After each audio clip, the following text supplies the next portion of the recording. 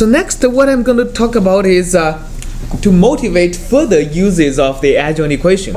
We are going to be giving you a sense of what computational simulations, what solutions of PDEs has been used for in science and particularly in engineering. And to do this, I'm going through several examples.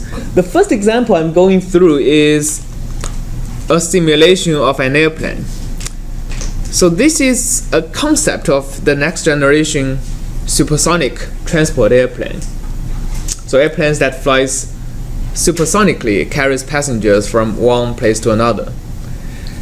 And the primary barrier of why supersonic transport hasn't dominated the world yet is two things. One is fuel efficiency. It just costs a lot more fuel to fly supersonically. And two is sonic booms. The sound it makes flying supersonically is much more disturbing than the sound it makes of airplanes flying subsonically. It's like gunshot. So if you hear a supersonic airplane fly by, you'll hear like bong bong. It's much more disturbing than the continuous noise made by subsonic airplanes. So how to reduce the drag of an airplane, of a supersonic airplane, so that it consumes less fuel, and simultaneously reduce the sonic boom, reduce the sound you hear, is a very interesting question. So that problem can be solved by solving differential equations that governs the fluid flow, which gives both the drag of the airplane and also how much sound it produces. So this is a mesh used by NASA to study this concept airplane, and you solve the flow equation over here. And by the way, the mesh used here is adapted by solving the adjoint equation by using the same procedure we just described. For example, if the linear functional, actually here is maybe a nonlinear functional, is the drag of an airplane, and you make another linear functional or nonlinear functional that describes how noisy the airplane is. Then you can estimate, then you can solve the adjoint equation, and the residual weighted by the adjoint equation, weighted by the adjoint solution, is going to give you the total amount of error you make. And the magnitude of the adjoint equation at different spatial locations would then give you how important it is to satisfy the differential equation exactly at that spatial point.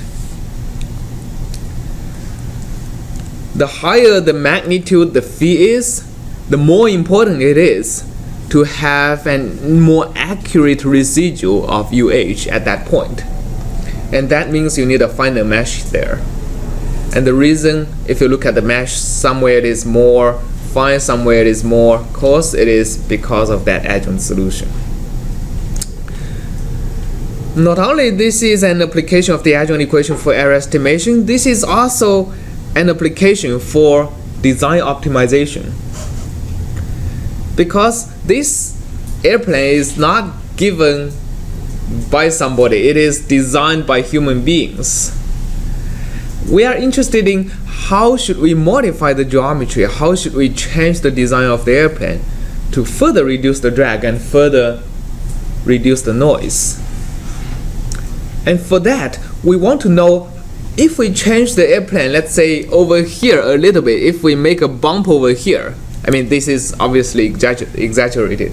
If we make the airplane slightly thicker at a certain point, would it increase the drag or decrease the drag? Would it increase the noise or decrease the noise?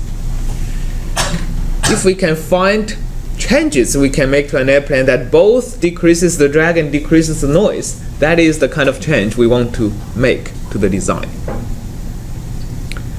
So what is key here is sensitivity. Is if I change a design in a certain way, how would the quantities of interest change? In other words, what is the derivative of the quantities of interest with respect to small changes I can make to the design. These kind of derivatives are what we, as engineers, what we really want in simulations whose inputs is something we can tweak. Another such example is also a very recent study on the Space Launch System NASA is designing.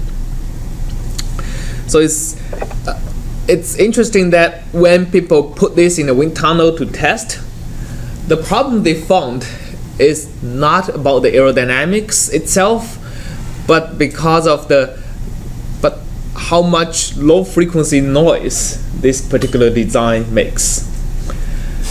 And we all know rockets are noisy, but this thing is so noisy that the amount of noise is enough to break the structure on the rocket itself. In particular, this region, the forward attachment hardware that links the main part of the rocket and the solid rocket booster is suffering from a lot of vibration. That they want to reduce the vibration by not increasing the weight of the structure, but by changing the aerodynamics.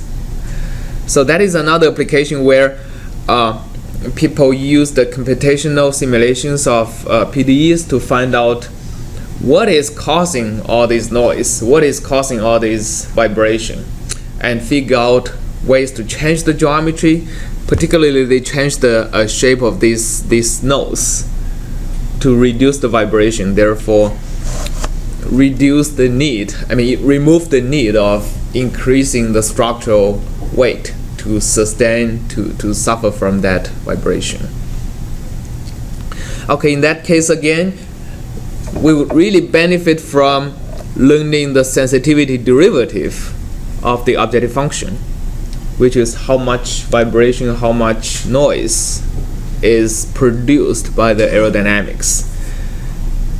The sensitivity of that objective function to geometric changes we can make to the design. Another case is situations where we have designs that are extremely expensive to test. This is the internal of what's called a supersonic combustion ramjet. So these are engines that can power airplanes that fly at Mach number 5 and beyond. So 5 times the speed of sound and faster than that. Traditional jet engines just doesn't work in that case, and we need completely new designs, completely different designs. We know conceptually how to make jet engines that work at that speed. I mean, it's completely different from the current jet engines, but conceptually we know how to make it work. But there are just a lot of engineering details to figure out for a working design.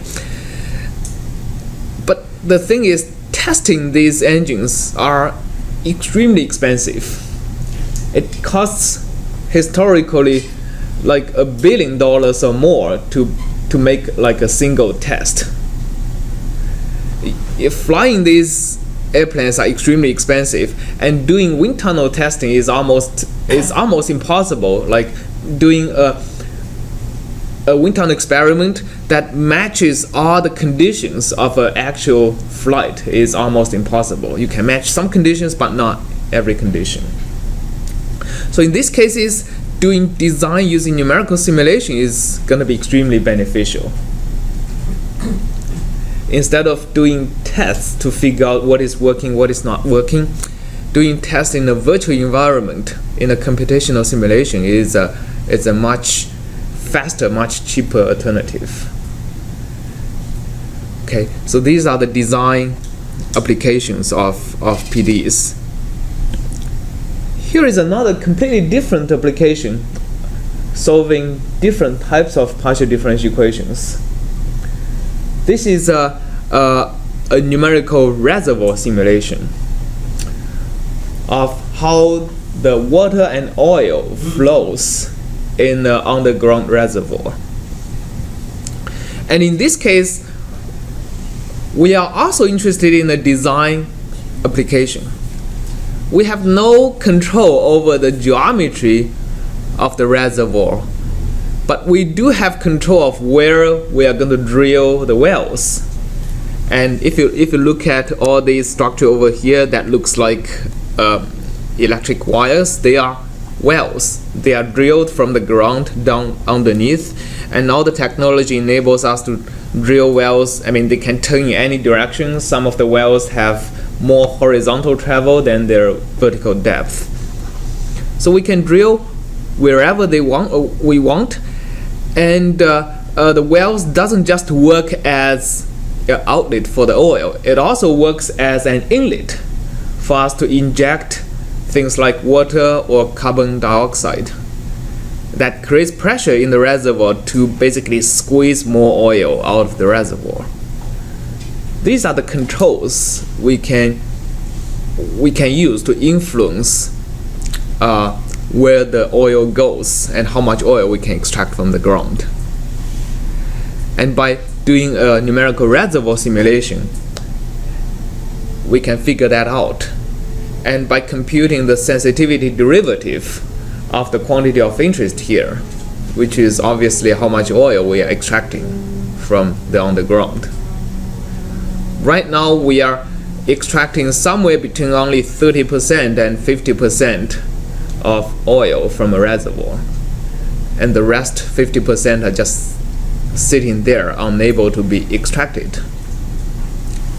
If we can use numerical PDE simulations to figure out better ways to get more oil out of the ground by computing sensitivity of the amount of oil we extract with respect to different control methodologies, that there is an enormous economic impact in that. So these are some applications to give you a motivation of why we are interested not only in solving the PDE, but also interested in optimizing controls, in computing sensitivity derivatives of certain quantity of interest with respect to parameters we can play with in the mathematical model, in how we can influence the solution.